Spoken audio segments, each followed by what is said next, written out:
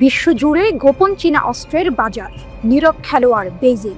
Ukraine যুদ্ধকে বলা হচ্ছে বিশ্বের প্রথম ড্রোন যুদ্ধ, আর এর ফুটেজ সব কথা বলে দেয়। ড্রোনগুলো পরীক্ষার উপর দিয়ে দ্রুত চলে যাচ্ছে, কোয়াডকপ্টারগুলো গ্রেনেড ফেলছে, বিস্ফোরক সরাসরি ট্যাঙ্কের হ্যাচে গিয়ে আঘাত হানছে। সামরিক বিশ্লেষকরা একে যুদ্ধের এক নতুন যুগ বলে অভিহিত করেছেন।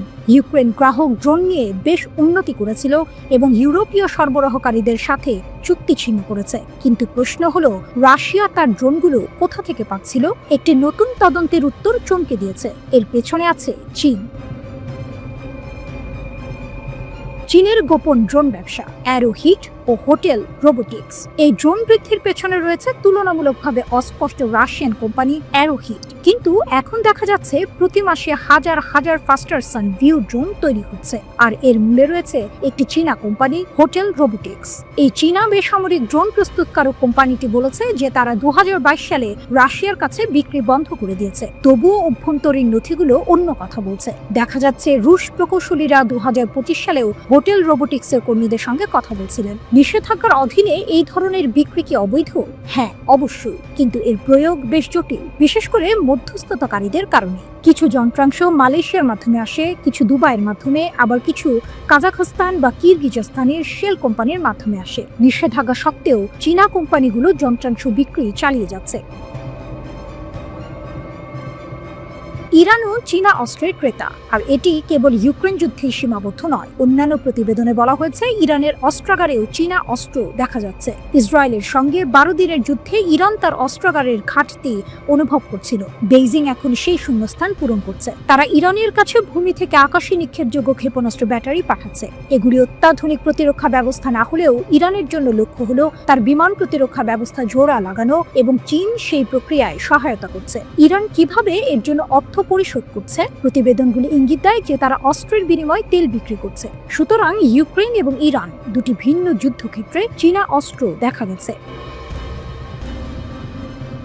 সর্বত্র চীনা অস্ত্র, মধ্যপ্রাচ্য থেকে আফ্রিকা পর্যন্ত।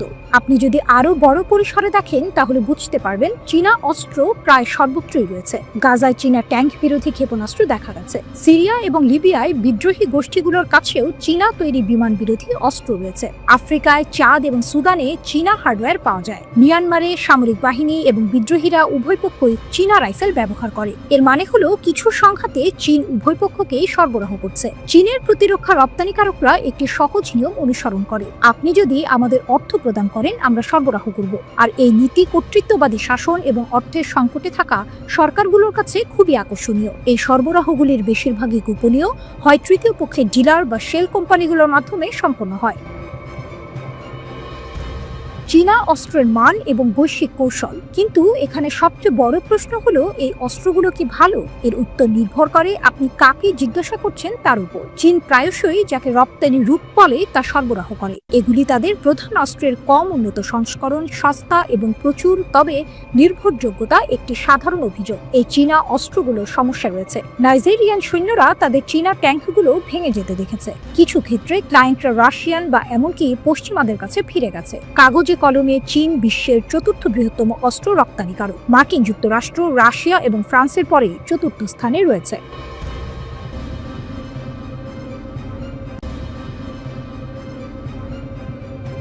গাজার সমর্থনে যেন যুদ্ধের ক্ষেত্রটা ক্রমশই বিস্তৃত হচ্ছে।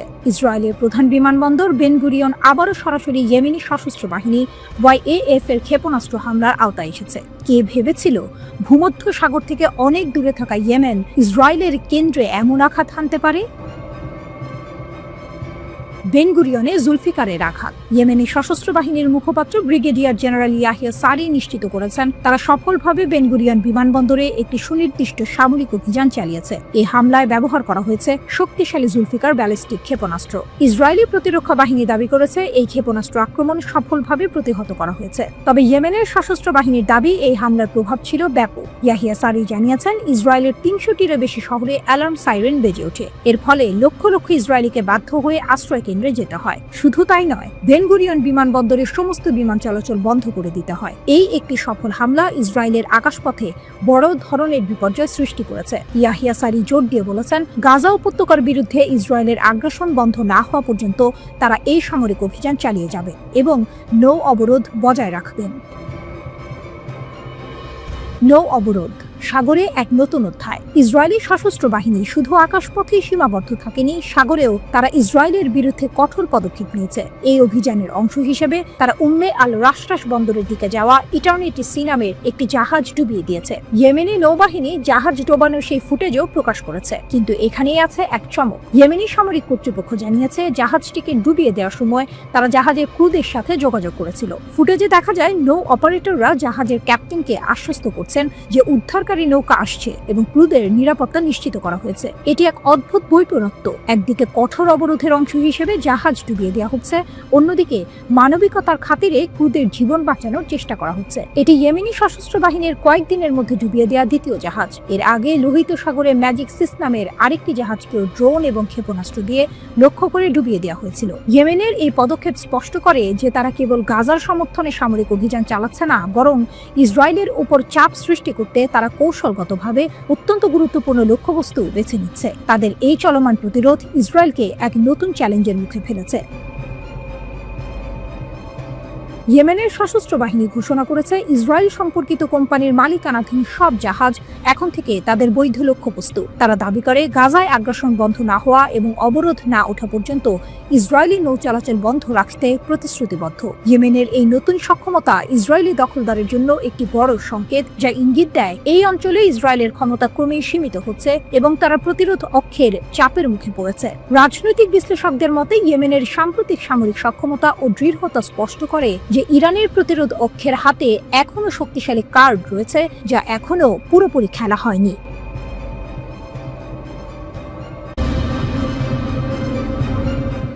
লোহিত সাগরে নতুন আতঙ্ক, ইয়েমেনি বাহিনী ডুবিয়ে দিল আরও এক ইসরায়েলি জাহাজ ইটারনিটি সি। বারবার সতর্ক করা হয়েছিল, কিন্তু কোনো কাজ হয়নি।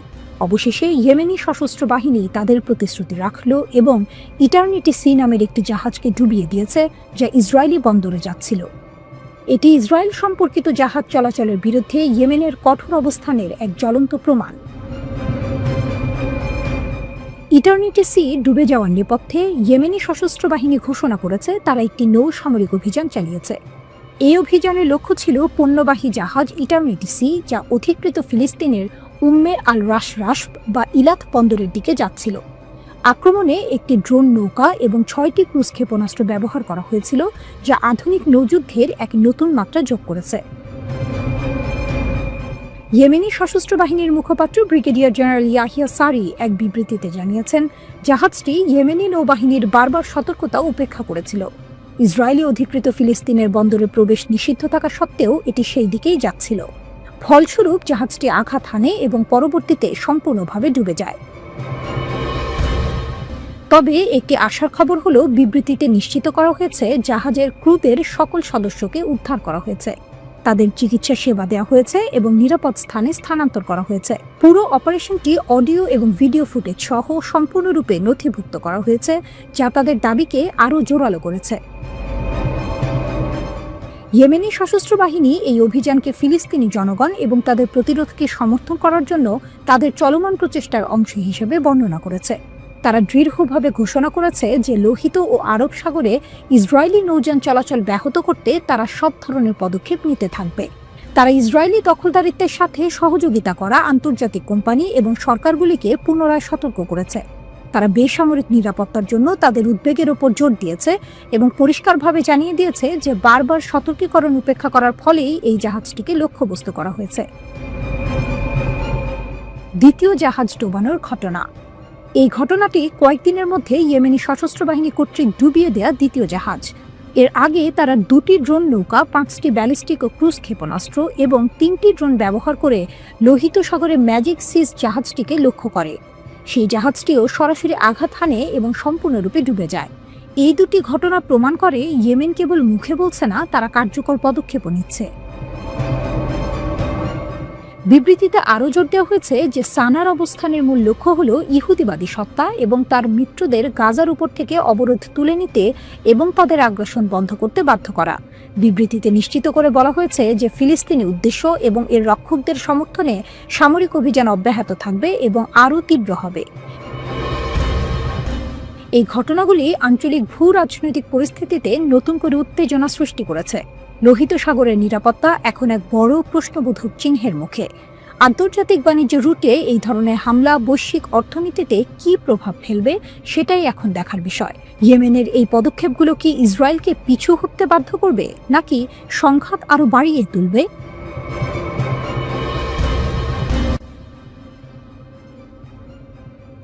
ইরান যেন রণহুঙ্কার দিল। তাদের শীর্ষ সামরিক মুখপাত্র ব্রিগেডিয়ার জেনারেল আবুল ফাজল শেখার্চি সাফ জানিয়ে দিয়েছেন, পশ্চিম এশিয়ায় অবস্থিত মার্কিন যুক্তরাষ্ট্র এবং ইসরায়েলের সকল সামরিক ঘাঁটি ইরানের হামলার আওতায়। শেখার্চি দাবি করেছেন, সাম্প্রতিক সংঘাতের জন্য মার্কিন যুক্তরাষ্ট্রই মূল দায়ী এবং ইরান তার আত্মরক্ষার জন্য ধ্বংসাত্মক প্রতিশোধ নিতে প্রস্তুত। শেখার্চি আল মায়াদিনকে দেয়া এক সাক্ষাৎকারে বলেছেন, ইরান যুদ্ধ শুরু করেনি, কিন্তু প্রতিপক্ষের ধ্বংসাত্মক হামলার জবাবে 12 দিনের মধ্যে কার্যকরভাবে পাল্টা জবাব হেনেছে। তিনি জোর দিয়ে বলেন, এই পাল্টা হামলায় শত্রুদের উল্লেখযোগ্য ক্ষতি হয়েছে। তার মতে, শক্তিশালী ইরানি প্রতিশোধমূলক অভিযান সহ্য করার পরেই প্রতিপক্ষরা যুদ্ধবিরতিতে বাধ্য হয়েছে। তিনি দাবি করেছেন, সংঘাত শেষ হওয়ার আগে শেষ ক্ষেপণাস্ত্র এবং ড্রোন ইরানি নিক্ষেপ করেছিল। শেখার্চি দাবি অনুযায়ী অসংখ্য ইসরায়েলি সামরিক, নিরাপত্তা এবং গবেষণা কেন্দ্র সম্পূর্ণরূপে ধ্বংস হয়ে গেছে। শুধু তাই নয়, তিনি কাতারের আল উদেইদ বিমান ঘাঁটিতে অবস্থিত মার্কিন বাহিনীর মারাত্মক ক্ষয়ক্ষতির কথাও জানিয়েছেন। সবচেয়ে চমকপ্রদ তথ্য হলো, শেখার্চি বলেছেন, শত্রুদের বেশিরভাগ ক্ষয়ক্ষতি কঠোরভাবে গণমাধ্যম থেকে গোপন রাখা হয়েছে। তিনি পশ্চিমা গণমাধ্যমের বিশ্বাসযোগ্যতা নিয়ে প্রশ্ন তুলেছেন এবং চ্যালেঞ্জ করে বলেছেন, শত্রুরা যদি সত্যি গণতান্ত্রিক এবং সৎ হয়, তাহলে তাদের ক্ষয়ক্ষতি বিশ্বের কাছে প্রকাশ করতে দিন। তার মতে, ইরানি ড্রোন এবং ক্ষেপণাস্ত্র বিশ্বের সবচেয়ে উন্নত বিমান প্রতিরক্ষা ব্যবস্থাকেও ভেদ করতে সক্ষম হয়েছে এবং ইসরায়েলের আকাশসীমা আমাদের কাছে হয়েছে। শেখার্চি নিশ্চিত করেছেন, ইরানের অনেক হামলা কৌশলগত লক্ষ্যবস্তুতে আঘাত হেনেছে এবং তেহরানের কাছে এখনো আরও অনেক কৌশলগত লক্ষ্যবস্তু রয়েছে। তিনি বলেছেন, আঘাতপ্রাপ্ত লক্ষ্যবস্তুর প্রকৃতির কারণে শত্রুদের মনোবল ভেঙে পড়েছে। তার দাবি, ইসরায়েলি সামরিক বাহিনীকে নিজেদের আশ্রয় কেন্দ্রে ফিরে যেতে হয়েছে, সাধারণ বসতি স্থাপনাকারীরা নয়। এছাড়াও তিনি প্রকাশ করেছেন যে ইরানি বাহিনী অনেক মার্কিন ও ইসরায়েলি ড্রোন ভূপাতিত করেছে। শেখার্চি স্পষ্টভাবে সতর্ক করেছেন, ইরান যে কোনো নতুন আগ্রাসনের প্রচেষ্টার বিরুদ্ধে ধ্বংসাত্মক শক্তির সাথে প্রতিক্রিয়া জানাতে দৃঢ় প্রতিজ্ঞ। তিনি আবারও জোর দিয়ে বলেছেন, পশ্চিম এশিয়ায় অবস্থিত মার্কিন ও ইসরায়েলি ঘাঁটিগুলো ইরানের ফায়ার রেঞ্জের মধ্যে। শেখার্চি মার্কিন যুক্তরাষ্ট্র, ইসরায়েল এবং তাদের সমর্থকদের যুদ্ধবিরতি লঙ্ঘনের বিরুদ্ধে কঠোর হুঁশিয়ারি দিয়েছেন। তিনি বলেছেন, যে কোনো ভুলের জবাব বিধ্বংসী হবে এবং ইরানের প্রতিশোধ আগের চেয়েও বেশি ধ্বংসাত্মক হবে, যেখানে নতুন এবং অপ্রত্যাশিত সামরিক কৌশল ব্যবহার করা হবে। তিনি স্পষ্ট করে বলেছেন, যে কোনো ভুল বা আগ্রাসনের ক্ষেত্রে আমরা সমস্ত লাল রেখা অতিক্রম করব, অর্থাৎ ইরান তাদের সীমা অতিক্রম করতে মোটেই দ্বিধা করবে না। ইরানের প্রতিরক্ষা সক্ষমতা নিয়ে শেখার্চি গর্ব করে বলেছেন, দেশটির উন্নত এবং ধ্বংসাত্মক সামরিক শক্তি রয়েছে। তারা স্বাধীনভাবে অস্ত্র তৈরি করে, দ্রুত আপডেট করে এবং দীর্ঘস্থায়ী সংঘাতে জড়াতে ভয় পায় না। তিনি প্রতিশ্রুতি দিয়েছেন, আমাদের বিজ্ঞানী এবং প্রকৌশলীরা বিদেশি সহায়তা ছাড়াই অত্যাধুনিক অস্ত্র তৈরি করতে পারেন এবং ইরানের অস্ত্রাগার যে কোনো সংঘাতের ফলাফল পরিবর্তন করতে পারে। মার্কিন যুক্তরাষ্ট্রকে হুঁশিয়ারি দিয়ে তারা বলেছেন, তারা যে কোনো আগ্রাসনের প্রতিক্রিয়ায় ইরানের তিক্ততার স্বাদ পাবে।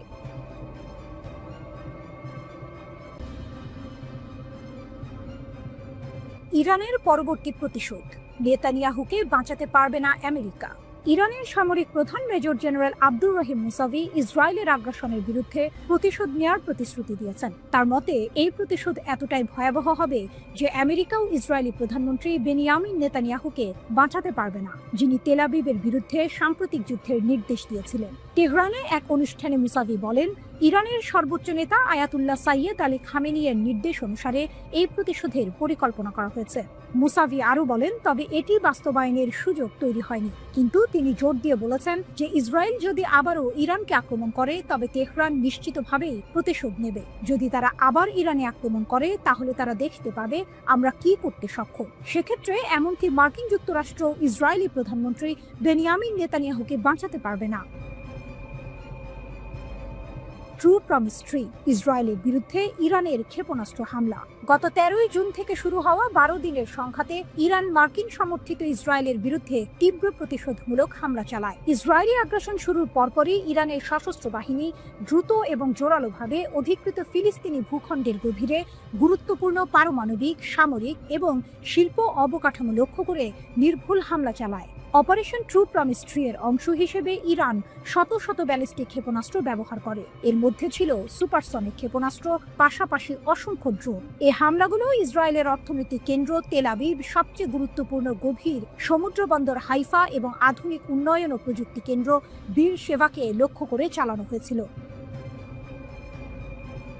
যুদ্ধবিরতি ও মার্কিন যুক্তরাষ্ট্রের ভূমিকা। ইরানের অবিরাম পাল্টা হামলা ইসরায়েল সরকার অভিভূত হয়ে পড়ে এবং যুদ্ধবিরতি চাইতে বাধ্য হয়। যদিও মার্কিন যুক্তরাষ্ট্রের কিছু উন্নত ক্ষেপণাস্ত্র ব্যবস্থা, ইরানি ক্ষেপণাস্ত্র এবং মনুষ্যবিহীন বিমানবাহী যান প্রতিহত করার জন্য ইসরায়েলের অস্ত্রাগারে যোগ দিয়েছিল, তবুও পরিস্থিতি সামাল দেওয়া কঠিন হয়ে পড়েছিল।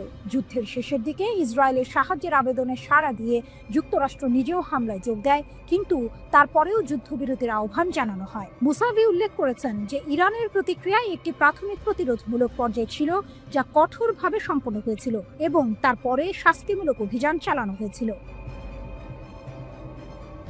মুসাভি ইরানি জাতিকে অভিনন্দন জানিয়ে বলেন, ইরানের মহৎ জনগণ ঐক্য ও সংহতির সাথে শত্রুর মুখোমুখি দৃঢ়ভাবে দাঁড়িয়েছিল, শত্রুকে তাদের সামনে মাথা নত করতে বাধ্য করেছিল। তিনি আরো বলেন, সশস্ত্র বাহিনী এবং জনগণ উভয়ই যে কোনো নতুন আগ্রাসনের মুখোমুখি হওয়ার জন্য সতর্ক এবং প্রস্তুত। ইরানি সামরিক প্রধানের মতে, ইরানের প্রতিপক্ষদের জানা উচিত যে ইরানি জাতি সহজে তার মর্যাদা এবং স্বাধীনতা অর্জন করতে পারেনি। শিশু হত্যাকারী সন্ত্রাসীদের তাদের জায়গায় স্থাপন না করা পর্যন্ত তারা বিশ্রাম নেবে না। তিনি জাতিকে রক্ষা করার জন্য সশস্ত্র বাহিনীর নিষ্ঠার উপর জোর দিয়ে বলেন, নিশ্চিত থাকুন, আমরা আমাদের প্রিয় শহীদদের মর্যাদা ও সম্মানের পতাকা আমাদের শেষ রক্তবিন্দু পর্যন্ত উঁচুতে রাখব।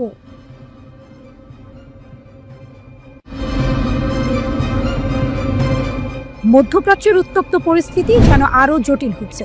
ইসরায়েল ও ইরানের মধ্যে চলা 12 দিনের সংঘাতের পর ইরান এখন আরও কঠোর অবস্থানে। তাদের সামরিক বাহিনীর ঘোষণা অনুযায়ী পরবর্তী কোনো ইসরায়েলি আগ্রাসনে কোনো রেড লাইন মানবে না তেহরান। ইসরায়েলকে ইরানের চরম হুঁশিয়ারি, কোনো রেড লাইন থাকবে না। ইরানের বিপ্লবী গার্ড কোর IRGC এর মুখপাত্র ব্রিগেডিয়ার জেনারেল আলী মোহাম্মদ নাইনি এক বিস্ফোরক মন্তব্য করেছেন। তিনি বলেছেন, ইসরায়েল যদি আবারও আগ্রাসন চালায় তাহলে ইরানের প্রতিক্রিয়া হবে ভয়াবহ এবং তখন কোনো রেড লাইন থাকবে না। আল মায়াদিন টেলিভিশনকে দেয়া এক সাক্ষাৎকারে নাইনি এই হুঁশিয়ারি দেন। তার মতে, ইরানের বিরুদ্ধে 12 দিনের আগ্রাসনে ইসরায়েলি সরকার তাদের লক্ষ্য অর্জনে পুরোপুরি ব্যর্থ হয়েছে। তিনি জোর দিয়ে বলেন, ইরানের দ্রুত প্রতিক্রিয়া শত্রুদের সব হিসাব নিকাশকে বানচাল করে দিয়েছে। নাইনি জানান, সাম্প্রতিক যুদ্ধে শত্রুর মূল লক্ষ্য ছিল ইরানের সামরিক সক্ষমতা ধ্বংস করা এবং ইসলামী প্রজাতন্ত্রকে আত্মসমর্পণ ও ভেঙে ফেলতে বাধ্য করা। তিনি আরও বলেন, আলোচনার মাধ্যমে লক্ষ্য অর্জনে ব্যর্থ হওয়ার পরেই শত্রুরা ইরানের বিরুদ্ধে সামরিক পদক্ষেপ নিতে বাধ্য হয়েছিল। IRGCর এই মুখপাত্রের মতে, ইরানের শত্রুদের ইসলামী প্রজাতন্ত্র সম্পর্কে যথেষ্ট ধারণা নেই। স্যাটেলাইট তথ্যে ইসরায়েলের দুর্বলতা প্রকাশ। যুদ্ধের ময়দানে ইসরায়েল চূড়ান্ত বিজয় দাবি করলেও যুক্তরাষ্ট্রের সংবাদ মাধ্যম দ্য টেলিগ্রাফের এক প্রতিবেদন ভিন্ন চিত্র তুলে ধরেছে। হাতে আসা স্যাটেলাইট রাডার তথ্যের ভিত্তিতে টেলিগ্রাফ দাবি করেছে, সাম্প্রতিক যুদ্ধে ইরানের ক্ষেপণাস্ত্র ইসরায়েলের অন্তত 5টি সামরিক ঘাঁটিতে সরাসরি আঘাত হেনেছে। ইসরায়েল সরকার এখন পর্যন্ত আনুষ্ঠানিকভাবে এই হামলার ঘটনা স্বীকার করেনি। এমনকি কঠোর সামরিক বিধিনিষেধের কারণে দেশটির কোনো সংবাদ মাধ্যমও এই নিয়ে খবর প্রকাশ করতে পারেনি। এই তথ্য ফাঁস হওয়ায় প্রতিদ্বন্দ্বী দুই পক্ষের মধ্যে কথার লড়াই আরও তীব্র হবে বলেই ধারণা করা হচ্ছে। ইসরায়েলের প্রতিরক্ষা ব্যবস্থার দুর্বলতা নিয়ে প্রশ্ন। বিশেষজ্ঞরা বলছেন, সময়ের সঙ্গে সঙ্গে ইরানের ক্ষেপণাস্ত্র কেন বেশি পরিমাণে ইসরায়েল আকাশ প্রতিরক্ষা ব্যবস্থা ভেদ করতে পারল তা এখনও স্পষ্ট নয়। তবে এর সম্ভাব্য কারণ হিসেবে তারা কয়েকটি বিষয় তুলে ধরেছেন। সীমিত ইন্টারসেপ্টর। ইসরায়েল তাদের সীমিত ক্ষেপণাস্ত্র বিধ্বংসী ক্ষেপণাস্ত্র রয়ে ব্যবহার করেছিল। উন্নত ইরানি প্রযুক্তি।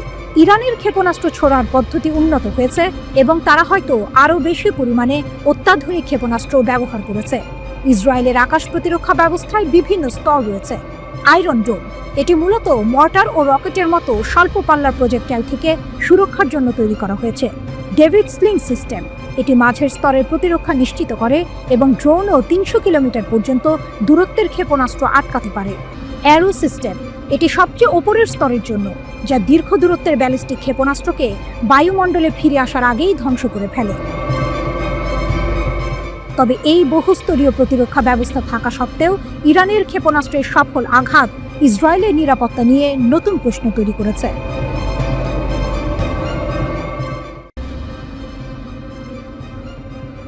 মধ্যপ্রাচ্যের ভূ রাজনীতিতে প্রতিটি সংকটই যেন নতুন কোনো সুযোগের জন্ম দেয়। ইসরায়েল ইরান সংঘাতও এর ব্যতিক্রম নয়। আপাত দৃষ্টিতে এই যুদ্ধ দুই দেশের মধ্যে সীমাবদ্ধ মনে হলেও এর ঢেউ লেগেছে তুরস্কের রাজনীতিতে, যা প্রেসিডেন্ট এরদোয়ানের জন্য বয়ে আনতে পারে এক নতুন রাজনৈতিক সম্ভাবনার দুয়ার। ইসরায়েলের আগ্রাসন ও তুরস্কের জনগণের উদ্বেগ, এরদোয়ানের নতুন সুযোগ।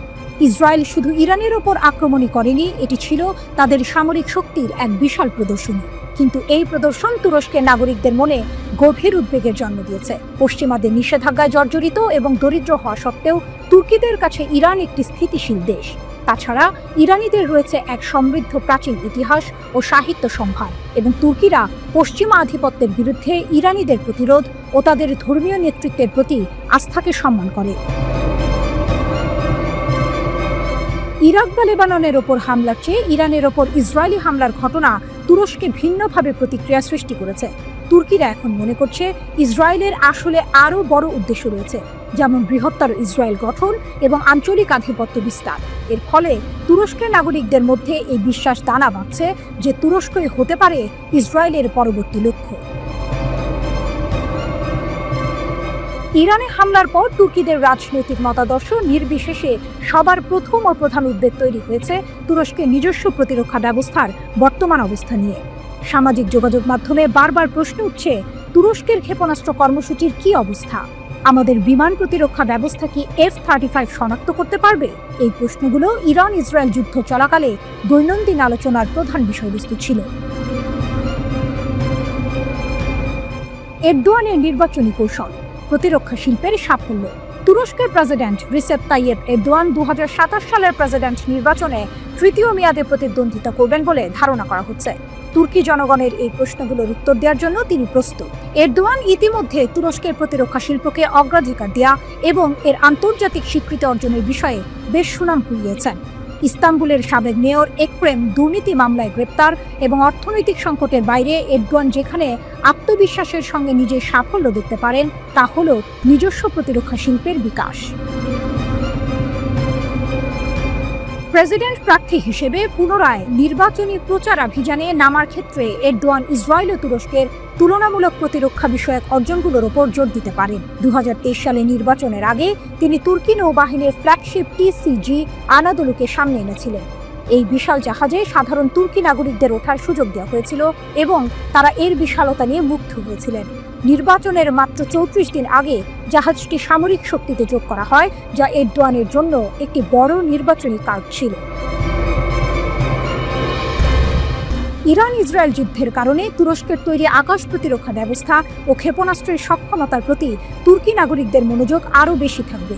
এরদোয়ানও নির্বাচনী প্রচারণার সময় এই বিষয়ে সুনির্দিষ্ট উত্তর দিতে ভালোভাবে প্রস্তুত হচ্ছেন। তুর্কিদের সংখ্যাগরিষ্ঠ একটা অংশ বিরোধীদের তুলনায় এরদোয়ানকে স্থিতিশীল তুরস্কের শক্তি হিসেবে দেখে। ক্রমবর্ধমান অস্থির এই অঞ্চলে দেশ পরিচালনার জন্য বিরোধীদের মধ্যে প্রয়োজনীয় অভিজ্ঞতা ও সংকল্পের অভাব রয়েছে বলে তারা মনে করে। TCG আনাদোলু, সামরিক শক্তির নতুন প্রতীক। TCG আনাদোলু জাহাজ সংযোজন তুর্কি সামরিক বাহিনীর জন্য একটি গুরুত্বপূর্ণ পদক্ষেপ। এটি এক ব্যাটালিয়নের একটি বাহিনী পরিবহন এবং 8টি নৌযান বহন করতে সক্ষম। এমনকি বিমান পরিচালনাও করা সম্ভব এই জাহাজ থেকে। এটিকে অত্যাধুনিক ড্রোনের চেয়েও বড় কিছু সামরিক সম্পদ হিসেবে দাবি করা হয়ে থাকে। ইরান ইসরায়েল যুদ্ধ নিয়ে এরদোয়ানের প্রতিক্রিয়া ছিল লক্ষণীয়ভাবে সংযত ও গঠনমূলক। তিনি ট্রাম্পের সঙ্গে একটি আলাদা যোগাযোগের চ্যানেল খোলার চেষ্টা করেছিল, যার মধ্য দিয়ে ইস্তাম্বুলে একটি মার্কিন ইরান বৈঠক করা হয়। যুদ্ধকালীন এরদোয়ানের মন্তব্যগুলো আগের মতো আক্রমণাত্মক ছিল না, যা তার কৌশলগত দূরদর্শিতা প্রমাণ করে।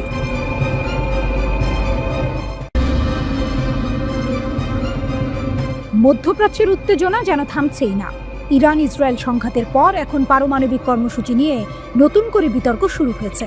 মার্কিন প্রেসিডেন্ট ডোনাল্ড ট্রাম্পের মন্তব্যে সেই বিতর্কের আগুন আরও উস্কে উঠেছে। ট্রাম্পের বিস্ফোরক মন্তব্য, ইরান কি নতুন স্থানে পারমাণবিক কর্মসূচি শুরু করবে?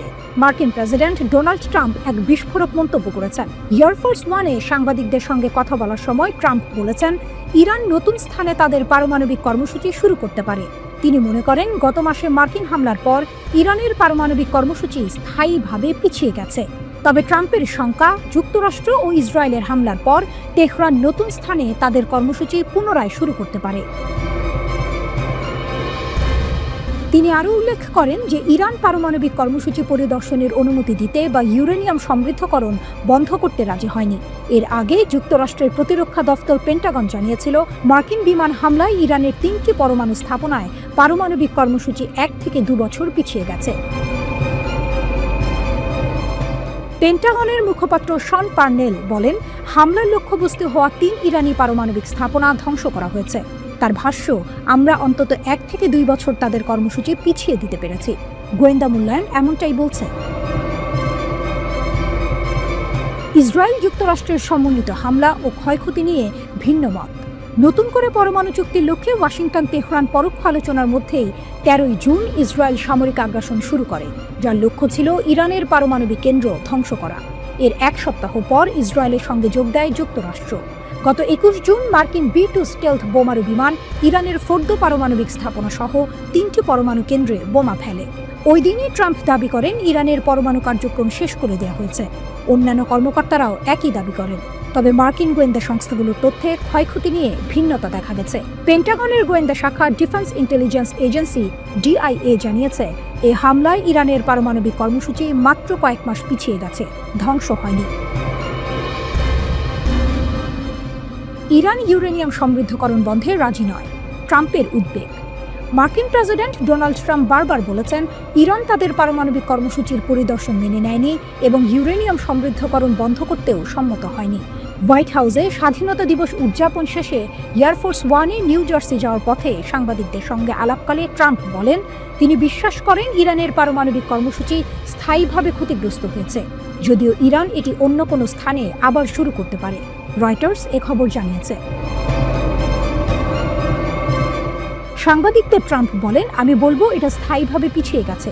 আমার মনে হয় ওদের অন্য কোনো স্থানে আবার শুরু করতে হবে, আর যদি ওরা শুরু করে তাহলে সেটা হবে এক বড় সমস্যা। তিনি আরও বলেন, তেহরানকে আবার পারমাণবিক কর্মসূচি শুরু করতে দেয়া হবে না এবং ইরান তার সঙ্গে বৈঠক করতে চায়। যুক্তরাষ্ট্র ও ইসরায়েল বলছে, ইরান ইউরেনিয়াম সমৃদ্ধ করছে পারমাণবিক অস্ত্র তৈরির উদ্দেশ্যে। তবে তেহরান বলছে, তাদের পারমাণবিক কর্মসূচি শুধুমাত্র শান্তিপূর্ণ উদ্দেশ্যে। গত জুনে ইসরায়েল প্রথমবারের মতো ইরানের পারমাণবিক স্থাপনাগুলোতে সামরিক হামলা চালায়। ওই সময় থেকে IAEA এর পরিদর্শকরা ইরানের কোনো স্থাপনায় প্রবেশ করতে পারেননি। যদিও সংস্থার মহাপরিচালক রাফায়েল গ্রোসি বলেছেন, পরিদর্শন ফের শুরু করাই তার সর্বোচ্চ অগ্রাধিকার। এদিকে ইরানের পার্লামেন্ট একটি আইন পাশ করেছে, যেখানে বলা হয়েছে, যতক্ষণ না তাদের পারমাণবিক স্থাপনাগুলোর নিরাপত্তা নিশ্চিত হচ্ছে, ততক্ষণ IAEA এর সঙ্গে সহযোগিতা স্থগিত থাকবে।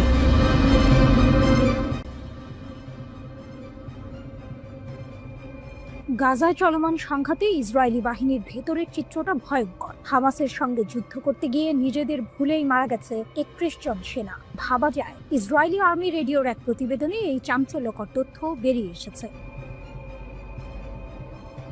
প্রতিবেদনে জানা গেছে, 2023 সালের অক্টোবরে গাজায় স্থল অভিযান শুরুর পর থেকে এ পর্যন্ত 440 জন ইসরায়েলি সেনা নিহত হয়েছেন। এর মধ্যে 72 জন মারা গেছেন অভিযান পরিচালনা সংক্রান্ত দুর্ঘটনায়, যা মোট মৃত্যুর প্রায় 16%। আরও চমকপ্রদ তথ্য হলো, নিহতদের মধ্যে 31 জনই মারা গেছেন নিজেদের ভুলবশত ছোড়া গুলিতে, যাকে সামরিক পরিভাষায় বলা হয় ফ্রেন্ডলি ফায়ার। এছাড়া গোলাবারুদ সংশ্লিষ্ট দুর্ঘটনায় মারা গেছেন 23 জন। সাঁজোয়া যানের চাকায় পিষ্ট হয়ে 7 জন, আর অজ্ঞাত গুলি বর্ষণে নিহত হয়েছেন 6 জন। অর্থাৎ ইসরায়েলি সেনারা যুদ্ধক্ষেত্রে যতটা না হামাসের আক্রমণের শিকার হচ্ছেন, তার চেয়েও বেশি ঝুঁকির মধ্যে আছেন নিজেদের সহযোদ্ধা এবং অসতর্কতার কারণে। যুদ্ধবিরতি ভেঙে যাওয়ার পর গত 18 মার্চ ইসরায়েল যখন গাজায় সামরিক অভিযান আবার শুরু করে, তখন থেকে এখন পর্যন্ত 32 জন ইসরায়েলি সেনা নিহত হয়েছেন। এর মধ্যে 2 জন মারা গেছেন অভিযান পরিচালনা সংশ্লিষ্ট দুর্ঘটনায়। ইসরায়েলি সামরিক তথ্য অনুসারে 2023 সালের 7 অক্টোবর যুদ্ধ শুরু হওয়ার পর থেকে 882 জন সৈন্য নিহত এবং 6032 জন আহত হয়েছে। গাজা উপত্যকায় হামাস ও তার মিত্র গোষ্ঠীর গুলিতে প্রাণ হারান 2 ইসরায়েলি সেনা। এরা হলেন সার্জেন্ট আসাফ জামির এবং সার্জেন্ট ইয়ার ইলিয়াহু। আসাফ জামিরের বাড়ি ইসরায়েলের দিমোনা শহরে। তিনি ইসরায়েলি সেনাবাহিনীর 53তম আর্মোর ব্যাটালিয়নের সৈনিক ছিলেন।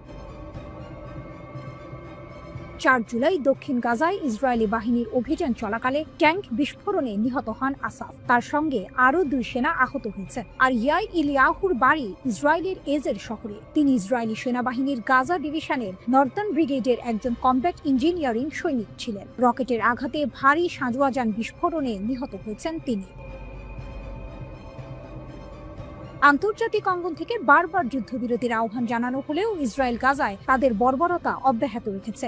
গাজার স্বাস্থ্য কর্তৃপক্ষের তথ্যানুযায়ী এই যুদ্ধে 57,000-এর বেশি ফিলিস্তিনি নিহত হয়েছেন, যাদের অধিকাংশই নারী ও শিশু। আন্তর্জাতিক অপরাধ আদালত আইসিসি ইসরায়েলের প্রধানমন্ত্রী বেনিয়ামিন নেতানিয়াহুর বিরুদ্ধে গ্রেপ্তারি পরোয়ানা জারি করেছে এবং আন্তর্জাতিক বিচার আদালতে তার বিরুদ্ধে গণহত্যার মামলা চলছে। যে 251 জন জিম্মিকে হামাসের যোদ্ধারা ধরে নিয়ে গিয়েছিল, তাদের মধ্যে অন্তত 35 জন এখনো জীবিত আছেন বলে ধারণা করা হচ্ছে। সামরিক অভিযানের মাধ্যমে তাদের উদ্ধার করার ঘোষণা দিয়েছে আইডিএফ।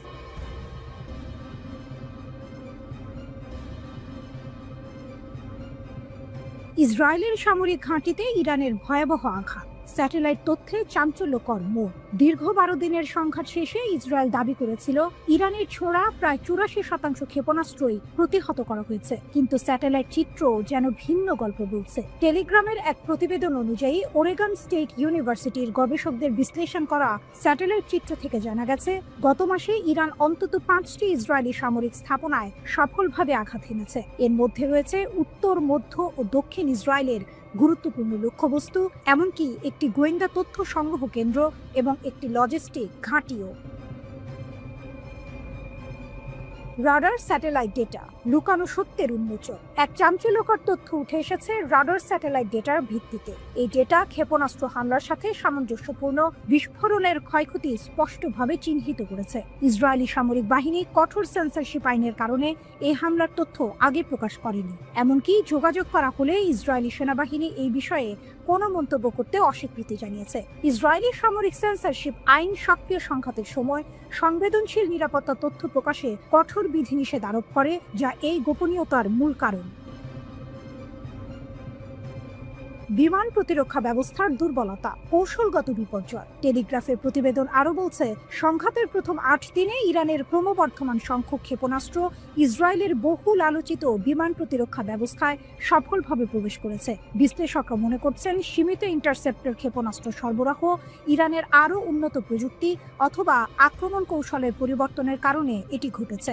ইরান ইসরায়েলের বিমান প্রতিরক্ষা ব্যবস্থাকে পরাজিত করার জন্য এক অভিনব কৌশল ব্যবহার করেছে, সমন্বিত ড্রোন এবং ক্ষেপণাস্ত্র হামলা। এই কৌশল অনুযায়ী আত্মঘাতী ড্রোনগুলো প্রথমে নিক্ষেপ করা হয়, যা ইসরায়েলি প্রতিরক্ষা ব্যবস্থাকে ব্যস্ত ও বিভ্রান্ত করে তোলে। যখন প্রতিরক্ষা ব্যবস্থা ড্রোনগুলোকে প্রতিহত করতে ব্যস্ত থাকে, তখন মূল ক্ষেপণাস্ত্রগুলো সফলভাবে লক্ষ্যবস্তুতে আঘাত হানে। নাম প্রকাশ না করার শর্তে টেলিগ্রাফকে একজন জ্যেষ্ঠ ইরানি কর্মকর্তা বলেছেন, এই ড্রোন ব্যবহার ছিল ইসরায়েলি প্রতিরক্ষা ব্যবস্থাকে পরাস্ত করার একটি ইচ্ছাকৃত কৌশল। ড্রোন নিক্ষেপের মূল লক্ষ্য হলো তাদের সিস্টেমগুলোকে ব্যস্ত রাখা, ওই কর্মকর্তা বলেন।